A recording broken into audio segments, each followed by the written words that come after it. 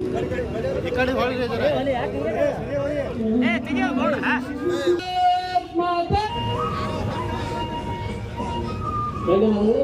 ರೀತಿ ನಮ್ಮ ಹಿರಿಯ ಸಂಸದರಾದಂತಹ ರಮೇಶ್ ಜಿಂಜಿನ್ ಸಭೆಗೆ ರಾಜಶೇಖರ್ ಎರಗಲ ಸಂತೋಷ ಆಗ್ಯದಪ್ಪ ಇವತ್ತ. ಯಾಕಂತಂದ್ರೆ ಹಿಂದೆ ಪಕ್ಷದ ಕಚೇರಿ ಬೇಕು ಅಂತ ಹೇಳಿ ಮೇತ್ರಿ ಕಾಕ ಮತ್ತು ಪಟೇಲ್ ನನಗೆ ಹೇಳುದು ಏನಾದ್ರು ಮಾಡಿ ಅವ್ರ ಪಕ್ಷದ ಕಚೇರಿಯಲ್ಲಿ ಆಗಬೇಕಪ್ಪ ಅಂತ ಹೇಳಿ. ಆಯ್ತು ನೋಡ್ರೆ ನಾ ಏನು ಮಾಡ್ತೀನಿ ಕಾಕ ಅಂತ ಹೇಳಿ ಮೇತ್ರಿ ಕಾಕ ಹೇಳೋದು. ಎಲ್ಲೊಂದು ಇದು ಏನೂ ಇರಲಿ, ಇದೆಲ್ಲ ಬೈದಿರ್ತೀವಿ, ಇವು ಖಾಲಿ ಬಿದ್ದಿರ್ತೀವಿ, ಖಾಲಿ ಜಾಗ.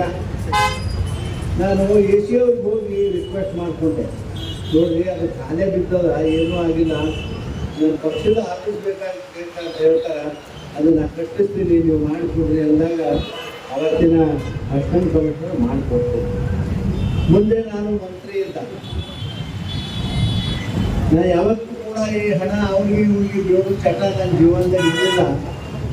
ಪಕ್ಷದ ಕಚೇರಿ ಸಲುವಾಗಿ ಯಾರೋ 4 ಮಂದಿಗೆ ಹೇಳ್ದ, ನೋಡ್ರಪ್ಪ ಏನಾರ ಮಾಡಿ ನಮ್ಮ ಪಕ್ಷದ ಕಚೇರಿ ಕಟ್ಲಕತ್ತಾರ, ಪಟೇಲ್ರಿಗೆ ಯಾರಿಗಾರ ಭೇಟಿಯಾಗ 4 ದುಡ್ಡು ಕೊಡ್ರಪ್ಪ ಅಂತ ಹೇಳಿದ್ರೆ, ಪಾಪ ಎಲ್ಲರೂ ಬಂದು ತಾವೇ ಕೊಟ್ಟರು, ಅದಕ್ಕೆ ₹1 ನನ್ನ ಕಡೆ ಖರ್ಚು ಮಾಡ್ತಿದ್ದಿಲ್ಲ. ಅದಕ್ಕೆ ನಿಜವಾಗಿ ಬಹಳ ದಿನದ ಯಾವುದೋ ಒಂದು ಕಾನೂನಿನ ಅಡಚಣೆಯಿಂದ ಈ ಪಕ್ಷದ ಕಚೇರಿ ನಮ್ಮ ಕೈಗೆ ಸಿಕ್ಕಿರಲಿಲ್ಲ. ಸುಮಾರು ಈಗ ಒಂದು 6 ತಿಂಗಳ ಹಿಂದಿನಿಂದ ಪಕ್ಷದ ಕಚೇರಿ ನಮ್ಮ ಕೈಗೆ ಸಿಕ್ಕಲ್ಲ.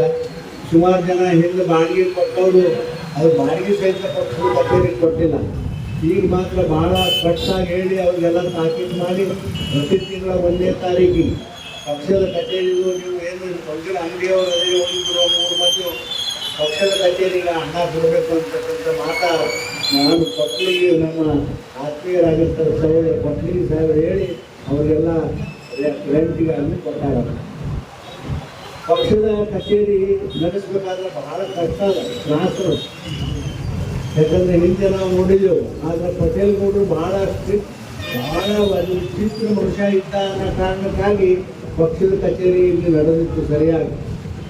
ಆದರೆ ಇವತ್ತು ಏನಾಗಿದೆಪ್ಪ ಅಂದ್ರೆ ಸುತ್ತಮುತ್ತ ಅಂಗಡಿಗಳು ಊರು ಭಯಂಕರ ಚೆಂದಾಗಿ ಬೆಳೆದ, ನೀವು ಪಕ್ಷದ ಕಚೇರಿ ತೆರ್ಕೊಂಡು ಕೂತ್ರಿ ಅಂದ್ರೆ ಇಲ್ಲಿ ನಿಮಗೆ ತುಂಬ ಜಾಗ ಇರೋದಿಲ್ಲ. ಅದಕ್ಕೆ ನೀವು ಕೂಡಿ ಅದಕ್ಕೆ ಬೇರೆ ಅಂದರೆ ಅದಕ್ಕೊಂದು ಟೈಮಿಂಗು ಏನು ಒಂದು ವ್ಯವಸ್ಥೆ ಮಾಡೋಣ ಅಂತಕ್ಕಂಥ ಮಾತನ್ನು ಹೇಳಿ, ನಿಜವಾಗಿ ನಾನು ಬಹಳ ಅದೃಷ್ಟವಂತ. ಆ ದೇವರ ಅನುಗ್ರಹದಿಂದ ನೋಡ್ರಿ, ಅಲ್ಲ ನಾನು ನಮ್ಮ ತಮ್ಮ ಶುರು ಮಾಡೇನೆ, ಮಾಡಬಾರ್ದು, ಅದು ಒಳ್ಳೆಯದಲ್ಲ ಅಂತಕ್ಕಂಥ ಮಾತವನ್ನು ಈ ಸಂದರ್ಭದಲ್ಲಿ ನಾನು ಹೇಳಿ, ಮೋದಿಯವರ ಬಗ್ಗೆ ಎಷ್ಟು ಹೇಳಿದ್ರು ಕಡಿಮೆನೆ. ಆದರೆ ಒಂದು ಮಾತು ತಿಳ್ಕೊಳ್ಳಿ, ಮುಂದಿನ 2028ಕ್ಕೆ ಚುನಾವಣೆ ಬರ್ತದೆ. ಆ ಚುನಾವಣೆಯಲ್ಲಿ ಮೋದಿ ದೇಶದ ಪ್ರಧಾನಮಂತ್ರಿ ಆಗ್ತಾರೆ ಅಂತ ಹೇಳಿ ನಾನು ಭಾಳ ಸ್ಪಷ್ಟವಾಗಿ ಹೇಳ್ತೀನಿ. ಯಾಕಂದರೆ ಈಗ ನೋಡ್ತೀನಿ ಎಲ್ಲ ರಾಜ್ಯಗಳಲ್ಲಿ ಒಡಿಲಾಕತ್ತಾರೆ. ಈಗ ಆಂಧ್ರ ಹೈದರಾಬಾದ್ನಲ್ಲಿ ಒಡೆದು ಅವರು BJP ಬರ್ತಾರೆ.